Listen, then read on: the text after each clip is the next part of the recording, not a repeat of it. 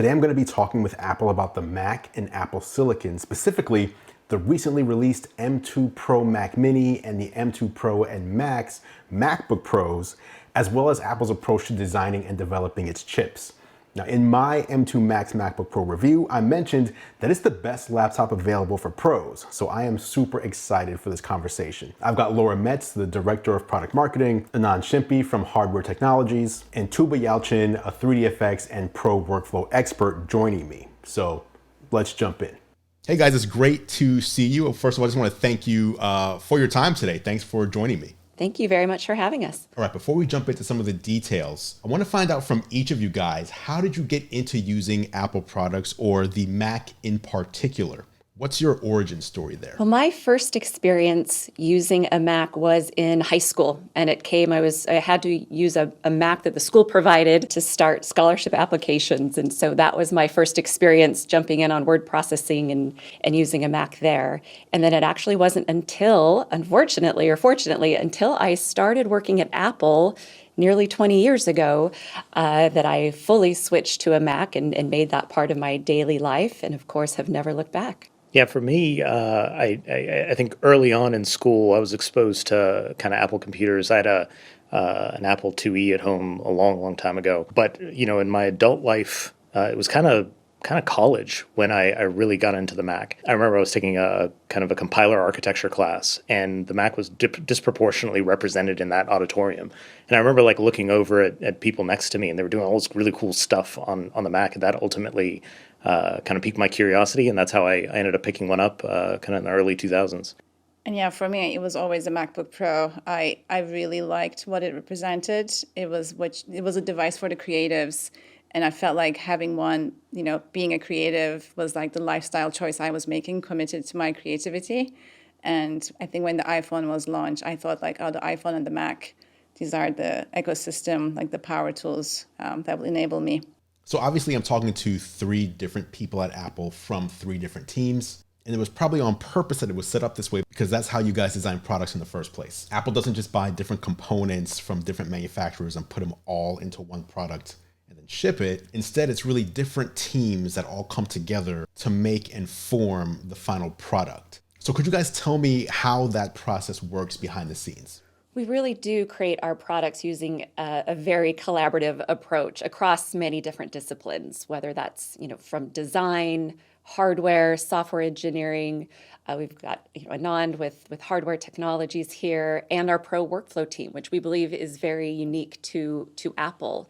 And I wouldn't even say we start a project. It's like the projects don't end. We might ship a product, but we're constantly communicating, and those same conversations, they just continue on to the next as we continue to innovate and move things forward. I will agree with Laura's comment. As a pro workflow team, we really need to work collaboratively across different teams at Apple because it's everyone coming together and making these changes happen. It's super collaborative, and it's really nice to see the efforts of that collaboration when, you know, the display team was part of something, and then the GPU team was part of something, and the OS team was part of it.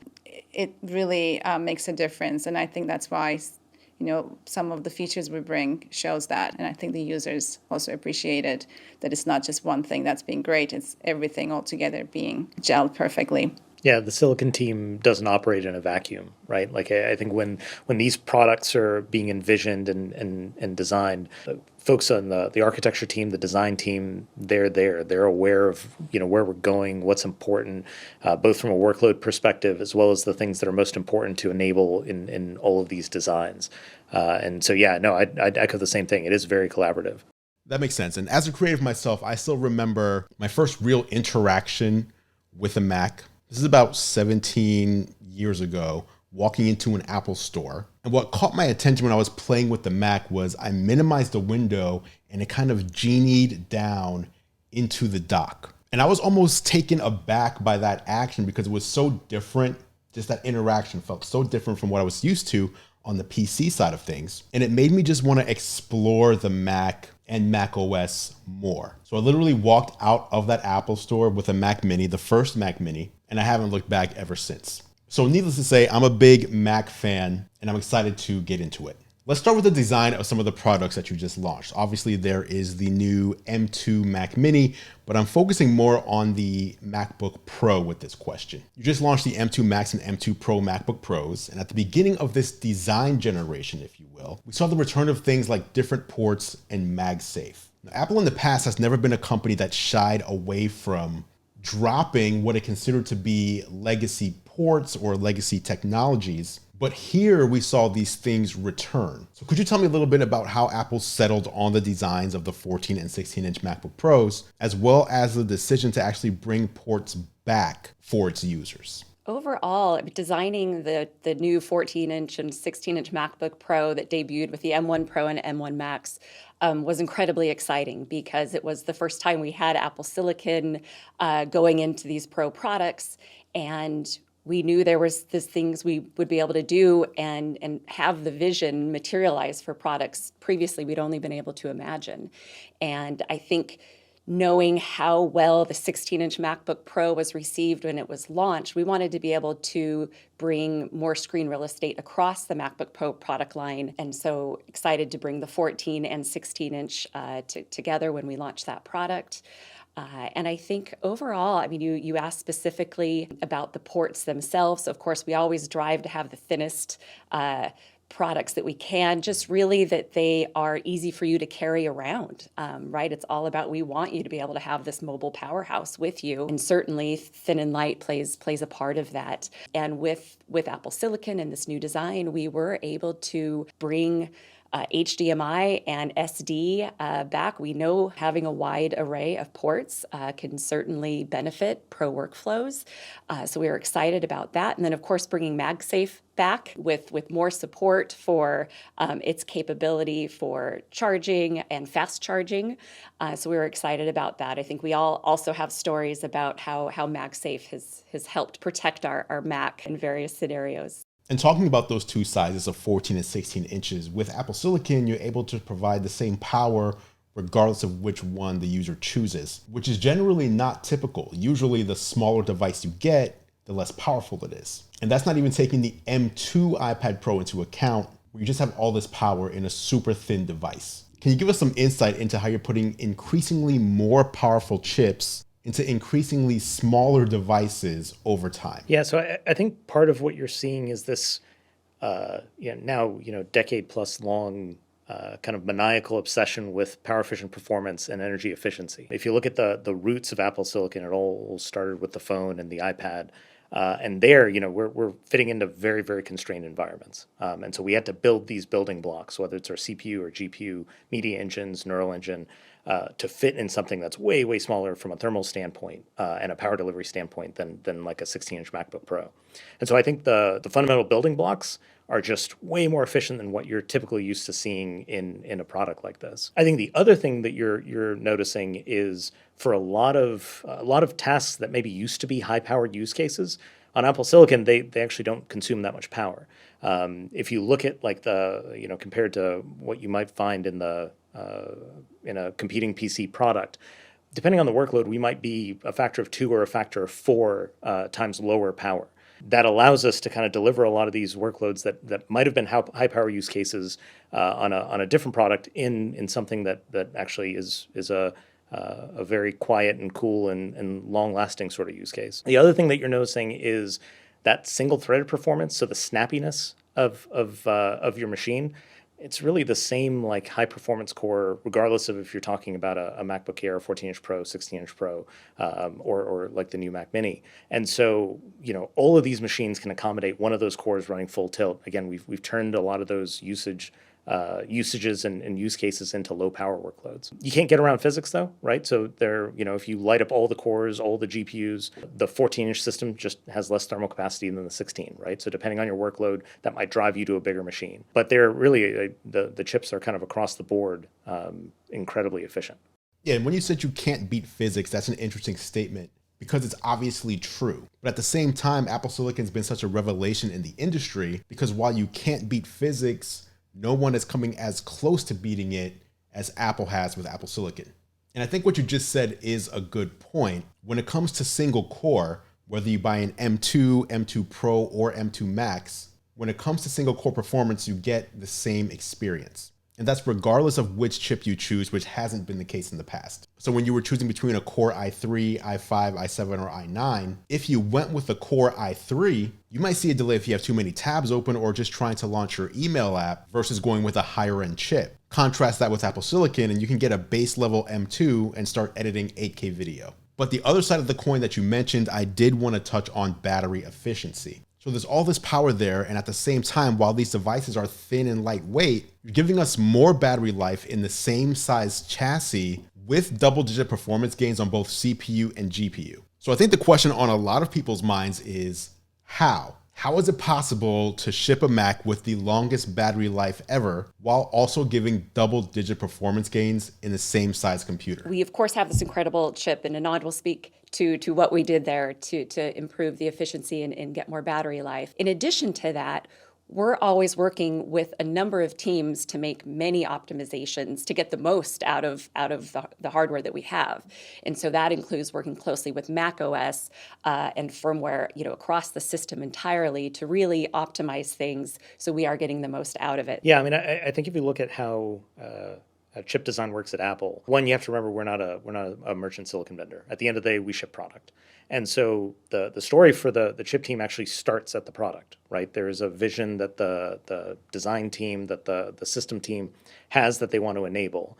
And the job of the chip is to enable those features, enable that product, and deliver the best performance within the constraints, within the thermal envelope of that chassis that's humanly possible. And so if you look at kind of what we did going from the M1 family to M2 Pro and M2 Max, at any given power point, we're able to deliver more performance. If you look at on the CPU, we added 2 more efficiency cores, 2 more of our E cores. And that allowed us to deliver it was part of what allowed us to deliver more multi-thread performance. Again, at every single power point where the M1 and M2 curves overlap, we're able to deliver more performance at any given power point. The dynamic range of operations a little bit longer, a little bit wider. So we do have a slight increase in terms of peak power, but in terms of efficiency, kind of across the range, it is a step forward versus the M1 family. And that directly translates into battery life. The same thing is true for the GPU. It's kind of counterintuitive, but a big GPU running at a modest frequency and voltage is actually a very efficient way to fill up the box.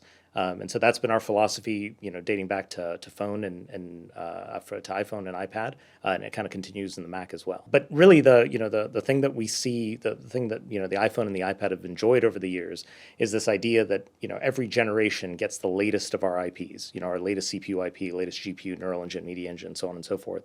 And so now the Mac gets to be on that cadence too. And if you look at how we've evolved things on the phone and iPad, those IPs tend to get more efficient over time. There is this relationship. If the fundamental chassis doesn't change, any additional performance you deliver has to be done more efficiently. And so this is the first time the MacBook Pro gets to really enjoy that and be on that same sort of cycle. It is incredible. And I want to bring Tuba in on this as well, because I was excited to find out that we were going to have someone from Apple's Pro Workflows team here. Now, I'm just assuming here, but it seems obvious that a lot of what we're seeing these days from Apple has been at least informed by the Pro Workflows team, which I believe was announced back in 2018. Can you give me a rundown of who this team is comprised of and what type of feedback and information Apple gathers from it? Absolutely. We have some incredibly talented creatives who are area experts in audio, music, video, photography, 3D visual effects industries, and we are paired with super smart system architects.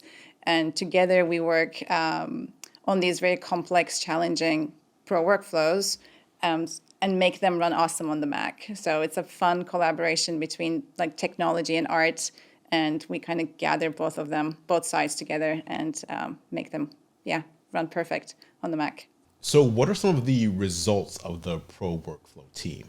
Apple put the team together in conjunction with the announcement that the 2019 Mac Pro would be coming in the future. So the team has been there for a while now. Can you talk about some of the things that consumers are directly benefiting from and using in Apple products today that maybe we might not have seen if not for the Pro Workflow team? I mean, it's a collective effort. I think we, as a Pro Workflow team, we work very closely cross-functionally across Apple, whether it's hardware or software. And we've been championing for these Pro features that we want on the platform and constantly push for more performance. But we also look for the future and see what's coming. And so there's always innovation in our minds. And we kind of try to keep up the pace when it comes to innovation as well. Often we'll hear people in the media say that Apple won't make this product as powerful as this other Apple product because then it would cannibalize the sales of the more expensive product. And that kind of flies in the face to what Steve Jobs famously said, and I'm paraphrasing here, that if anything is going to cannibalize an Apple product, it should be another Apple product. And it really feels like we're seeing that mantra kind of play out with the launch of the M2 Pro Mac Mini. For the first time, you're giving the power of the MacBook Pro to users of the Mac Mini. And the result here is you no longer need to buy the more expensive MacBook Pro if that's the level of performance you want, but don't need the portability. So can you talk a little bit about that philosophy of what the M2 Pro Mac Mini in particular means to the Mac lineup? I think it was a real exciting announcement and got a very positive reception because it is something new. I think it was somewhat unexpected given we announced this amazing Mac Studio product just last year. And I think it's just exciting to have these options that give users that flexibility that with Mac Mini, with the M2 Pro, that really is a broad range of performance based on your user needs. And if you need to take it further, you have Mac Studio. And then, of course, pushing that to the extreme, you have Mac Pro. So I think just, again, we want to just serve those customers and their needs and give them that choice and flexibility. So we're really excited to bring M2 Pro to Mac Mini. On the silicon side, the team doesn't pull any punches, right? I think the goal across all the IPs is one, make sure you can enable the vision of the product. So if there's a new feature, new capability that we have to bring to the table in order for the product to have everything that we envision, that's clearly something that you can't pull back on. And then secondly, it's do the best you can, right? Get as much down in terms of performance and capability as you can every single generation. And I think the other thing is, at the end of the day, Apple's not a chip company. At the end of the day, we're a product company. So if what we want to deliver, whether it's features, performance, efficiency, if we're not able to deliver something compelling, we won't engage, right? We won't build the chip. And so each generation, we're motivated as much as possible to deliver the best that we can. Obviously, as a tech reviewer, I have my own opinion on what I recommend people buy for their own specific needs. But from Apple's perspective, you have the range, as you mentioned, the Mac Mini, the iMac, MacBook Pro, Mac Pro. Do you have a philosophy towards how you would recommend a consumer make a choice when they're looking at the lineup and making a purchase? Oh, that's an interesting question. We really want to put that in the hands of the user based on their needs. And I think, our goal is to make sure if they're looking for that everyday product that they have options for both a desktop and a laptop. And if they are pushing their creativity and need more performance and going to that pro level, they also have amazing options for a desktop and a laptop. Okay, let's have some fun and move on to the explain it like I'm 5 years old section. I think there's some things that people understand for the most part and some things that they might not grasp that I'm hoping you guys can help clarify. So one of the things I think a lot of people don't fully grasp is the neural engine. I think they understand the CPU and the GPU and the RAM, at least for the most part, because they understand the direct benefit of each of those things. But the neural engine feels a bit more mysterious. So how would you explain what the neural engine is and how it directly benefits the customer? Yeah, so I'll take the first half of that, and then I think Laura can chime in with some of the customer benefits. There are really two things you need to think about, right? The first is this trade-off between a general purpose compute engine and something a little more specialized. So if you look at our CPU and GPU, these are big general purpose compute engines. They each have their strengths in terms of the types of applications you'd want to send to the CPU versus the GPU. Whereas the neural engine is more focused in terms of the types of operations that it's optimized for. But if you have a workload that's supported by the neural engine, then you get the most efficient, highest density place on the chip to execute that workload. And so that's the first part of it. Second part of it is, well, what kind of workload are we talking about? And our investment in the neural engine dates back years ago, right? So the first time we had a neural engine on an Apple Silicon chip was A11 Bionic, right? So that was 5-ish years ago on the iPhone. And really it was the result of us realizing that there were these emergent machine learning models that we wanted to start executing on device. And so we brought this technology to the iPhone, and then over the years, we've been increasing its capabilities and its performance. And then we made the transition to the Mac to Apple Silicon. It got that IP just like it got the other IPs that we brought, like things like the Media Engine, our CPU, GPU, Secure Enclave, so on and so forth. So when you're going to execute these machine learning models, performing inference on these inference-driven models, if the operations that you're executing are supported by the neural engine, if they're fit nicely on that engine, like I said, it's the most efficient way to execute them. Now, the reality is the entire chip is optimized for machine learning, right? So a lot of models you will see execute on the CPU, the GPU, and the neural engine. And we have frameworks in place that kind of make that possible. But the goal is to always execute it at the most, in the highest performance, most efficient place possible on the chip. And I would just add that the end benefit of that is just more performance, and your system is doing more for you and you're not even aware of it. One great example would be things we do with our image signal processor, that it is taking information from that image coming in and adjusting your image and optimizing your image.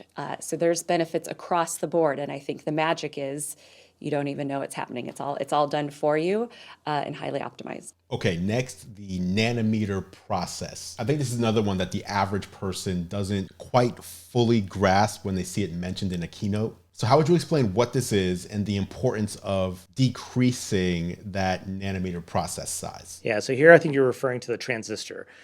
These are the building blocks by which all of our chips are built out of. And the simplest way to think of them is like a little switch. And we integrate tons of these things into our design. So if you look at M2 Pro and M2 Max, you're talking about tens of billions of these. And if you think about large collections of them, that's how we build the CPU, the GPU, the neural engine, all the media blocks. Every part of the chip is built out of these transistors. Moving to a new transistor technology is one of the ways in which we deliver more features, more performance, more efficiency, better battery life. So you can imagine if the transistors get smaller, you can cram more of them into a given area. That's how you might add things like additional cores, which is something you get in M2 Pro and M2 Max. You get more CPU cores, more GPU cores, so on and so forth. If the transistors themselves use less power or they're faster, that's another method in which you might deliver better performance, better battery life, better efficiency. Now, I mentioned this is one tool in the toolbox. What you choose to build with them, the underlying architecture, microarchitecture, and design of the chip also contribute in terms of delivering that performance, those features, and that power efficiency. Okay, and as we've seen in the past, you can still improve a chip and make it better, even without decreasing the transistor size. Yeah, so if you look at the M2 Pro and M2 Max family, we talk about them being on a second generation 5 nanometer process, and as we talked about earlier, right, the chip got more efficient at every single operating point. The chip is able to deliver more performance at the same amount of power. All right, and next, the media engine. When you look at the Afterburner card in the Mac Pro and then compare it to the size of the media engine on the M2 package, it's just hard for me to wrap my head around these performance gains. How did you take something that was so large and then fit it onto something so tiny and give it more performance? Yeah, and I think that's, going back to the point around transistors, I think taking that IP and integrating it on, the latest kind of highly integrated SoC with the latest transistor technology that lets you, run it at a very high speed and you get to extract a lot of performance out of it. And I think the other thing is, and this is one of the things that's fairly unique about Apple Silicon, we build these highly integrated SoCs. Right. So if you think about, the traditional system architecture in a desktop or a notebook, you might have a CPU from one vendor, a GPU from another vendor, each with their own sort of DRAM. You might have accelerators kind of built into each one of those chips. You might have add-in cards as additional accelerators. But with Apple Silicon in the Mac, it's all single chip, all backed by a unified memory system. You get a tremendous amount of memory bandwidth as well as DRAM capacity, which is unusual. Right, in a machine like this, normally, a CPU is used to having very large capacity, low bandwidth DRAM, and a GPU might have very low capacity, high bandwidth DRAM.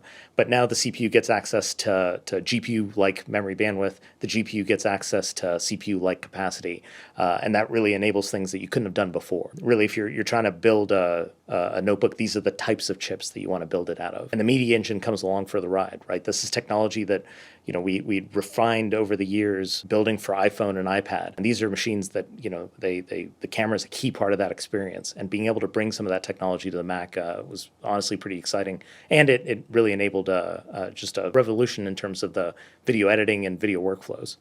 How has the Media Engine kind of evolved over time? I think one of the things that was pretty exciting, and it goes back to your question around how do we work with teams like the Pro Workflows team. I think the addition of ProRes as a hardware-accelerated encode and decode engine as a part of the Media Engine, that's one of those things that you can almost trace back directly to working with the Pro Workflows team, right? This is a codec that it makes sense to accelerate, to integrate into hardware. It's important for both our customers, the people that were expecting to buy these machines. And it was something that, the team was able to integrate. I think for those workflows, there's nothing like it in the industry, on the market. I feel pretty certain that you've heard some interesting stories of how people push their Macs to the limit. So I'm curious if you could share any story about people using their Mac in a way that impressed or even shocked you. I'll start that off with some more general answers to that, and Anand and Tuba may have some specific fun examples. But we've been developing Macs for our Pro community for a very long time, and we're so inspired by what they do, and that really is what drives us to constantly be pushing the capabilities forward. And so when we talked about these latest MacBook Pros with Apple Silicon, we talk about how it's just been a complete game changer. And we don't just say that. We're hearing these examples of these amazing scenarios of what it truly has enabled for creative pros, whether that's a photographer who wants to go out into the wilderness to take photos and used to, have to lug and carry all this equipment, who now, because the performance and the amazing battery life, is fine to go out, on that expedition carrying his latest MacBook Pro, to folks creating musical scores that can just tax the system in incredible ways, but they're able to do that all on their notebook and, not have to be back at the studio, and they can be cross-continent working with the studio and able to piece that all together.